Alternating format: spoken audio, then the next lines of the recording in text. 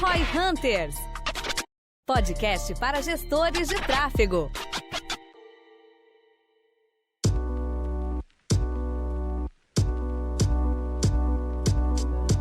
Investimento, ações, diversificação, tudo isso tem alguma coisa a ver com tráfego? O que tu acha sobre isso, João? Tem pra caramba. É uma das mudanças mais game changers pra mim. Lidar com tráfego e mídia de modo geral foi começar a tratar como investimento e não como custo ou despesa pro negócio. Na hora que você faz essa mudança, aí você começa a fazer as analogias com investimento, né? O primeiro ponto é, cara, investimento, enquanto dá retorno, você tenta investir o máximo possível. Quando você trata marketing como custo, você fica buscando como eu reduzo o meu investimento em marketing. E isso muda muita coisa mesmo. Da mesma forma que quando você tá tratando como custo, às vezes você tem um budget de marketing, você simplesmente coloca ele. Quando você trata como investimento, você foca em tentar fazer aquele budget ficar... Tipo, você para de ter budget, você tem, obviamente, um limite ali, né?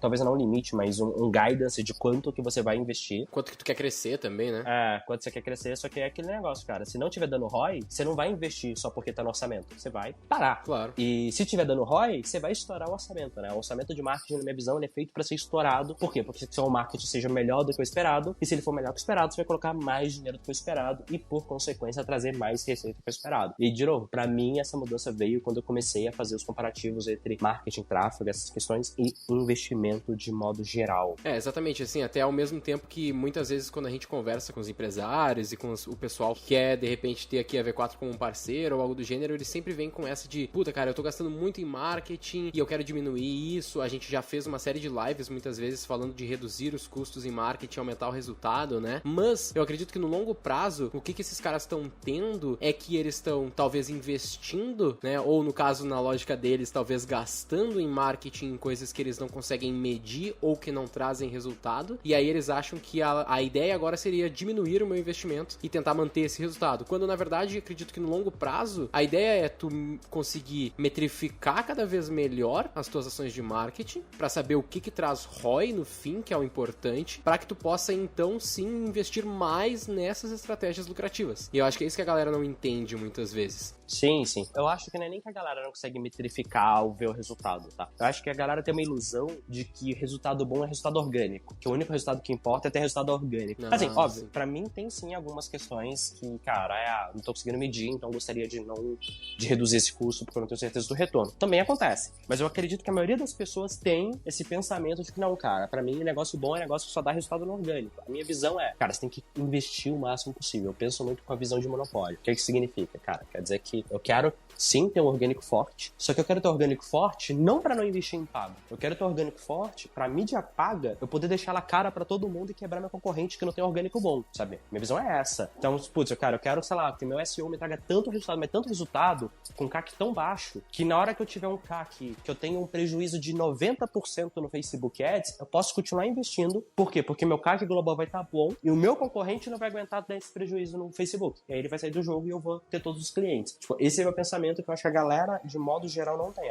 A visão que eu tenho conversando com as pessoas é, não, cara, eu queria não gastar no Facebook, eu queria ter 100% orgânico. Fala, você tá sendo idiota? Se o orgânico tá tão bom assim, você deveria querer investir mais ainda no pago. Exatamente. Porque no global vai valer a pena, né? No global vai valer a pena, você vai ficar mais competitivo. E, pra mim, a maior preocupação que eu tenho com qualquer coisa orgânica é que a relação com a plataforma não é clara. A sua relação com o Facebook Ads é muito clara. Você paga, ele te mostra. A sua relação com o feed orgânico do Facebook e do Instagram, ele pode mudar a qualquer momento e você vai ficar chutando o dedo. Google SEO, cara, eu fiz um post no meu Instagram esse dia, ontem, que eu fui fazer aquele teste de velocidade pra ver como é que tava a velocidade aqui de casa, né? A Vivo tava me entregando que eu tô pagando pra ela. E antes eu tinha que entrar em algum daqueles sites, sei lá, o Speed Test, RJNet, não sei. E agora eu não preciso mais. Eu clico e já o próprio Google já abre pra mim um teste de velocidade. Isso aconteceu com a galera de temperatura, isso aconteceu com a galera de clima, calculadora, conversão, relógio. Um monte de gente já criado sites, né? Que você tinha que dar ferramenta, o Google tá meio colocando direto no feed. Quem te garante que o seu site que hoje está querendo depender do orgânico, daqui a pouco o Google não vai fazer algo que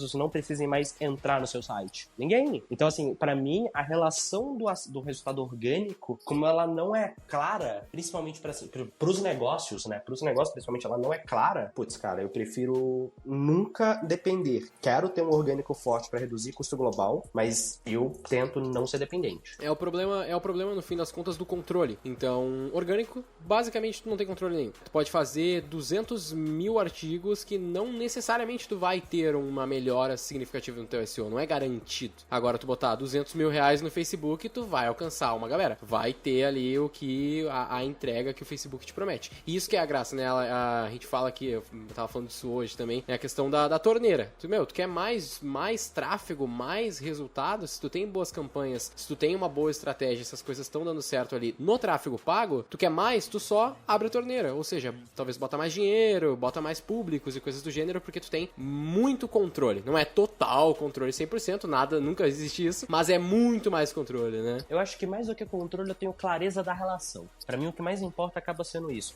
Exemplo, a Criteo, né, que é uma fonte de tráfego alternativa que a gente falou em alguns podcasts pra trás. Você tem pouco controle do que fazer. Quase tudo os caras fazem por você. Mas a relação é muito clara. Eu sei exatamente o que esperar e que eu não vou ter surpresa do nada. Não vou acordar amanhã, a Criteo mudou o algoritmo dela sem me avisar e ligou foda-se, sabe? Então, eu prezo muito por isso. Eu prefiro colocar meus ovos numa cesta que eu consigo controlar, que eu sei o que esperar ali, sabe? Mais do que controlar. Falando assim dessa questão de colocar os ovos nessa cesta, né? Eu acredito que, voltando um pouquinho mais lá pro lado da ideia dos investidores, né? Que a gente tá querendo trazer aqui. Qual que é um dos primeiros pontos que eu queria comentar é essa lógica da diversificação que os investidores têm. Então, num primeiro momento, assim, todo mundo sabe que não vale a pena tu ter 100% da tua renda, quanto maior, pior, né? Em, sei lá, renda variável. Só ações. Vou comprar tudo que eu tenho de ações, que é o que eu venho fazendo ultimamente. Mas é porque é uma renda meio baixa no primeiro momento, então eu tô buscando capitalizar. Mas você diversifica no tempo, né? Exatamente, é exatamente isso que eu busco. Então, no futuro eu pretendo diversificar. Mas a mesma coisa acontece no tráfego, porque a galera que é o quê? Os gestores de tráfego que estão nos ouvindo, possivelmente alguns deles já cometeram um erro, ou pensaram em cometer esse erro de, velho, eu vou ser o pica do Face, eu vou ser o pica do Insta. Mas aí, beleza, tu é o cara foda do Instagram, do Face, isso muda, daqui a pouco vem o TikTok e realmente toma conta da coisa e o Facebook perde força ou algo do gênero, e aí tu vai ficar pra trás, né? Então, acredito que essa lógica de diversificação dentro do tráfego faz muito sentido também. De tu ser um cara um pouco mais generalista, digamos que tu seja só o cara do tráfego, né? Vou fazer só tráfego, não vou olhar pro resto como aqui na V4 a gente olha, pelo menos que tu consiga controlar várias mídias ao mesmo tempo. Tu saiba ser muito bom em Face, em Google, manje de Criteo, manje de anúncios no YouTube e todo o resto, né? Não sei se tu concorda, o que tu vê sobre isso? Tem alguns pontos aqui pra mim. Quem tá começando deveria primeiro virar o cara de alguma coisa, sabe? Quem tá começando. Só que aí, o seu objetivo virar o cara de alguma coisa é basicamente pra você aprender pra caralho, entender como funciona tráfego de modo geral. Só que uma vez que você chegou nesse ponto, aí você deveria começar a dominar outros, só que aí eu vejo que existem dois momentos, né? Quando a sua empresa está crescendo pra caramba, você está naquele momento de aceleração, muito provavelmente vai fazer sentido você buscar canais e concentrar neles e tirar o máximo deles e depois ir pro próximo, num pareto mesmo, né? Cara, você vai ter 70%, 80% do resultado, você vai estar ali dedicado, focando naquele canal que é um doido, porque você achou uma veia de crescimento gigante. Só que chega um momento que, cara, empresa nenhuma vai crescer tanto. Tipo, a V4 tá lá na Assembleia de vocês se mostrar. Pra 2020 vocês querem crescer 3.7 vezes ou 3.5, eu não lembro. Cara, só que isso ano que vem vocês já querem crescer um pouco menos, depois um pouco menos, até chegar no ritmo que vocês vão crescer, sei lá, 20, 30, 40% ao ano, que é um crescimento bom, mas é um crescimento mais ok, eles vão crescer mais ou menos no mercado depois de algum tempo. Quando você tá naquela fase de hipercrescimento, eu acho que até faz sentido focar em um canal, desde que sejam canais que você tenha mais controle e entenda de uma forma mais clara a relação. Então, putz, se você conseguir fazer isso, lindo, explora pra caramba e vai pra cima mesmo. Mas à medida que você vai chegando no momento mais, cara, meu crescimento não é tão grande mais, eu preciso manter as coisas mais estáveis e todas essas questões, aí eu acho que você deve ir pra uma abordagem mais de realmente diversificação, de estar sempre bem diversificado. Deixa eu pegar um exemplo, analogia com investimentos. Warren Buffett tem a carteira de investimentos dele lá, e ele fala, né, a diversificação é proteção contra a ignorância. Basicamente, você não sabe muito bem o que você está fazendo, não tem muita confiança, você diversifica. Quando você sabe o que você está fazendo, é um risco calculado, aí você concentra e vai dar porrada. Não adianta nada uma ação da sua carteira multiplicar por 3 se ela é 1% do seu patrimônio. Legal, 1% agora virou 3%. Não ganha quase nada. Só que aí, cara, você tem que meio que administrar seu risco com base no que você sabe, o que você está esperando, como você está disposto a perder. Então você tem que fazer esse equilíbrio e eu acho que quanto mais maduro o negócio for, mais ele tem que ser diversificado. No começo, eu até prefiro buscar dar umas porradas. E isso eu acho que é diferente da recomendação padrão da bolsa, né? A recomendação padrão da bolsa é, cara, sempre vai diversificando. Só que ao mesmo tempo, quando você pega os investidores profissionais, você vê que eles não diversificam tanto. Geralmente eles dão porrada. Geralmente eles vão atrás e concentram. Tipo, eles ficam procurando teses. Eles até têm momentos que estão mais diversificados, mas quando acham alguma coisa boa mesmo, que eles confiam, putz, aí eles focam. Aí eles vão lá e colocam, cara, 40, 50, 60% do patrimônio naquilo, que é pra na hora que subir, que nem desespero que suba pra caramba. Então eu vejo que é meio que isso, né? Se você tá maduro, cara, é grande, esteja sempre diversificado, esteja sempre em canais que são canais mais confiáveis, né? Por assim dizer. Se você tá começando e você não tem confiança, cara, aí você vai, tipo, ainda não é profissional, aí você vai diversificando pra reduzir seu risco, mas se você é profissional, tá começando, sabe o que tá fazendo, minha visão é, encontra alguma coisa pra porrar. É a visão que eu tenho. Mais ou menos o exemplo que eu dei pessoal de investimento mesmo, né? Eu entendo ali até certo modo, não sou nenhum especialista de ações, mas eu sei o que eu tô fazendo porque minha carteira tem 40% de rentabilidade. Então eu foco nisso porque eu quero... Cuidado com o bom marketing, hein? Eu boto fé. mas o que eu penso? Eu acredito que nesse curto prazo, vamos dizer assim, eu vou focar nisso aqui pra dar uma rentabilizada, né? Ali conseguir aumentar esse meu patrimônio e depois eu diversifico quando eu tiver maior, vamos dizer assim. Eu aceito o risco atualmente. Então acho que é mais ou menos o que tu quis dizer, né? Então nesse sentido de eu sei o que eu tô fazendo, tá dando certo, eu vou focar nisso um tempo e depois, quando eu tiver maior, que eu não puder mais tanto assim aceitar um risco como é 100% de renda variável, eu começo então a diversificar pra ficar mais tranquilo, que é mais ou menos o que a V4 fez, no fim das contas, porque a V4 vinha há muito tempo vivendo muito fortemente de Facebook Ads, assim, na nossa aquisição. Tipo, muito Facebook, e hoje a gente tem ali, eu tô tentando ver aqui na nossa TV, tá meio longe, mas a gente tem pelo menos umas 7, 8 fontes de tráfego hoje, de vendas, né, no caso, fontes de venda mesmo. Então, o próprio Gestão 4.0, outros eventos que a gente patrocinou, Face, Google, YouTube, tudo isso que a gente vem... Influenciadores, tem coisa pra influenciador, coisa pra caramba. Por quê? Porque a gente tá maior. Hoje eu não posso depender só de Face ou só de YouTube, né? A gente precisou criar outras fontes. Faz total sentido, assim, essa tua visão. Uma coisa que eu queria comentar, sim, é tipo a visão do investidor, hoje em dia, pelo menos dos caras que eu acompanho, do que eu vejo, assim, tu pode dizer mais sobre isso, acredito eu, mas a galera, ela evita muito nas ações, por exemplo, olhar sempre, né? Então, tipo, puta, se eu faço holding, né, se eu compro porque eu acredito no princípio, eu não vou olhar todo dia aquela ação, porque isso, porra, não é uma boa prática, né? No tráfego, já é uma coisa um pouco diferente, porque no tráfego, se eu não olhar, sei lá, pelo menos uma vez por dia ali as minhas campanhas, eu posso estar perdendo oportunidades de otimização, né? Coisas do gênero. Cara, mas aí eu acho que vem muito aquela questão que a gente falou no outro podcast de você tá olhando uma métrica do negócio ou você tá olhando uma métrica da campanha, né? Quando você fala que, putz, a ação você não tá olhando sempre, é que geralmente o que a galera olha... O que dá pra olhar todo dia numa ação? Cotação. E cotação te fala muito pouco. Cotação não te fala quase nada. Agora, se você pudesse olhar, por exemplo, vendas diárias daquela empresa, já seria diferente. Você concorda comigo? Sim, com certeza. Então o que eu vejo é que basicamente, como investidor, a gente tem a chance de olhar as métricas que importam todo dia. É diferente de eu estar numa ação que, cara, eu não consigo olhar as métricas que importam todo dia. Olhar os balanços e coisas do gênero numa ação. Se você tivesse como olhar venda daquela ação dia a dia, cara, eu acho que ninguém seria contra você acompanhar dia a dia e ver se as coisas estão indo, ver se as coisas não estão indo, sabe? A questão é que como investidor você não tem essa opção. É que nem aí na V4. Todo dia na V4 vocês estão olhando os resultados que as suas campanhas estão dando, que o negócio está tendo de modo geral, né? Vocês não estão olhando a cotação da V4. Você não tem todo dia perguntando, oi, por quanto você me compraria? Oi, por quanto você me compraria? Isso não acontece. Mas todo dia vocês estão olhando. Meu resultado, como é que tá? Meu resultado, como é que tá? Tá indo pra bem? Tá indo mal? O que eu vou fazer? Eu vou colocar mais dinheiro aqui na V4, eu sou sócio, eu vou comprar mais ações ou vou... Putz, cara, acho que eu vou esperar um pouco agora, que minha exposição já tá no tamanho que eu quero, o resultado... É tipo, eu vejo dessa forma, sabe? Tem que entender com a galera, de modo geral, como que as pessoas estão vendo. Minha visão é que no tráfego eu posso olhar o que importa todo dia. Numa ação listada em bolsa, não. Numa ação listada em bolsa eu posso olhar o que importa bem de vez em quando.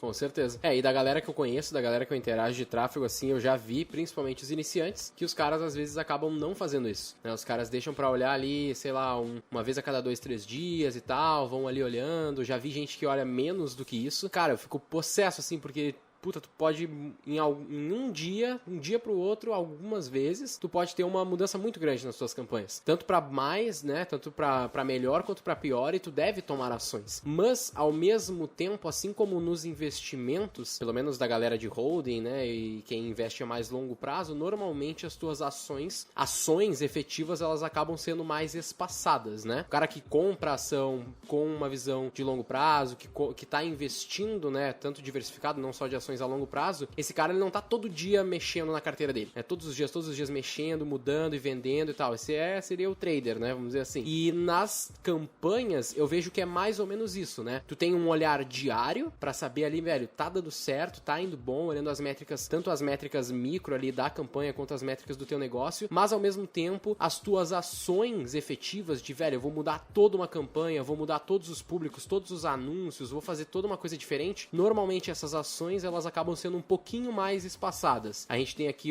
meio que uma média, assim, de que ações relevantes na campanha são tomadas ali semanalmente, porque daí tu tem um tempo, claro, assim, pra rodar uma semana aquela ação, pra tu realmente ver se faz sentido e tal. Não sei se tu concorda com isso, ou se tu acha que existe muitas ações que tu pode tomar diário. Eu concordo com você. No geral, eu acho que é isso aí mesmo. O que eu vejo é que tem um pouco de depende, né? É isso, sabe? Putz, concordo com você. É difícil você tomar ação todo dia. Exemplo, cara, carnaval agora. Vai prejudicar a campanha da galera. Política. Vai prejudicar a campanha de uma galera. Já tá prejudicando. Não dá pra você querer tomar ação agora porque o carnaval foi aí. Tipo, durante política, cara, o dia que aconteceu a facada do Bolsonaro, as campanhas ficaram uma porcaria, porque ninguém tava dando atenção pra campanha de que tá querendo te vender alguma coisa. Estavam querendo saber do Bolsonaro que levou facada. Então, assim, eu acho que é importante você sempre ter esse olhar macro, né, do que tá realmente acontecendo ou não, mas continua muito no depende. Se você não vê nada, nenhuma justificativa do que possa estar acontecendo e saiu muito do padrão, aí eu acho que talvez valha a pena você agir de uma vez. Indiferente do tempo. Indiferente do tempo. Agora, a minha regra é, a não ser que tenha alguma coisa muito absurda, eu procuro não fazer alterações em menos de 24 horas. Preferencialmente às 48 horas. Sabe, assim, putz, coloca, acompanha, olha todo dia, mas a não ser que seja algo muito absurdo, eu tento esperar pelo menos 24, 48 horas pra fazer alguma alteração significativa, pelo menos, né? Putz, vou reduzir ou aumentar o budget um pouquinho, 20%, 30%, ok. Cara, não, cara, eu vou dobrar o budget, eu vou mudar meus criativos, eu vou mudar meu público. Putz, isso eu tento esperar um pouco antes de fazer. Tem uma outra coisa aqui de investimento que é não ficar ouvindo dica. Ah, faz sentido. Ouça sim a opinião das pessoas, ouça as dicas, mas não opere dicas, sabe? Ouça a dica com um direcionamento de, legal, vou estudar isso mais a fundo. Não opera como se aquilo fosse uma palavra divina, sagrada que tá certa. Que é uma coisa que, tipo, o investidor adora, que é ouvir uma dica quente de qual ação comprar. É a mesma coisa, eu quero ouvir uma dica quente de qual canal usar, qual campanha fazer, como fazer, que é o que a gente falou no outro podcast, deixa seu pixel aberto, né? Não, anuncia para Brasil. Era uma dica quente de um cara respeitado no mercado. Eu acho que ele até parou de falar isso. Não tenho certeza. Eu acho que ele parou. Quem fez provavelmente se fudeu. Teve resultados ruins. Não, muito provavelmente. Vai ter uma outra exceção. Provavelmente eu vou ouvir alguém dando feedback falando, mas eu fiz e funcionou. Vai. Só que na média vai dar errado, sabe? É a mesma coisa com a ação. Quando a galera começar a fazer oba-oba numa ação, vai ter gente ganhando dinheiro. Sempre vai ter. Mas a maioria vai só se ferrar mesmo. Não vai dar certo. É o efeito manada, né? Sim. Faz total sentido. Eu já caí nessa aí uma vez ou outra. Acho que todo mundo já...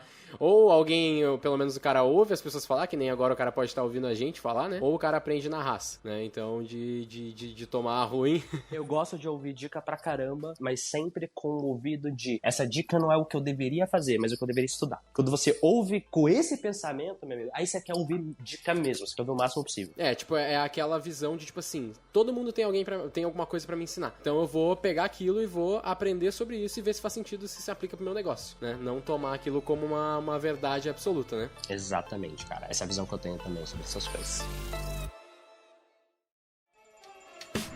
Acho que é isso. Chegamos ao final. Deixa eu pensar aqui numa dica interessante. Já sei a frase de encerramento.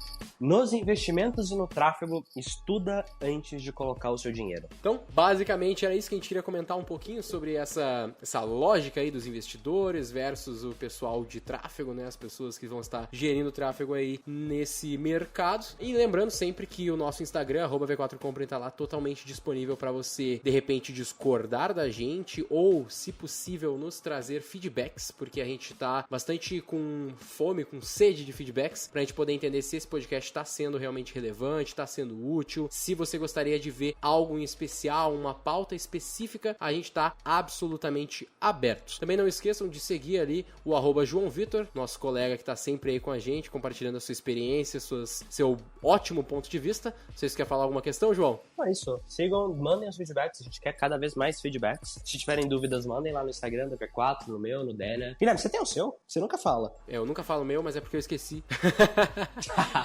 Se eu não me engano, é só Guilherme Lippert também.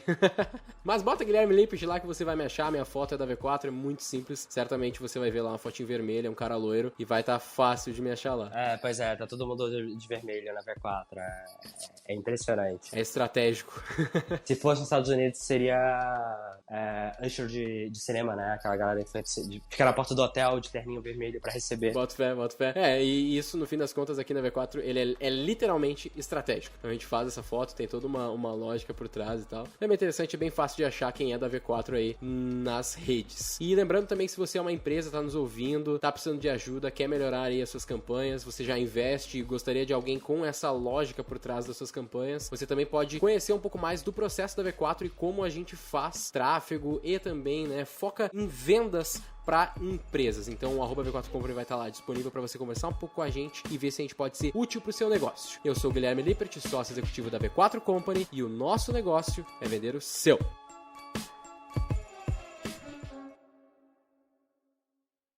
Para saber mais sobre como a V4 pode ajudar o seu negócio, ou você que é profissional de marketing digital e quer saber como ser nosso parceiro, acesse v4company.com e saiba mais.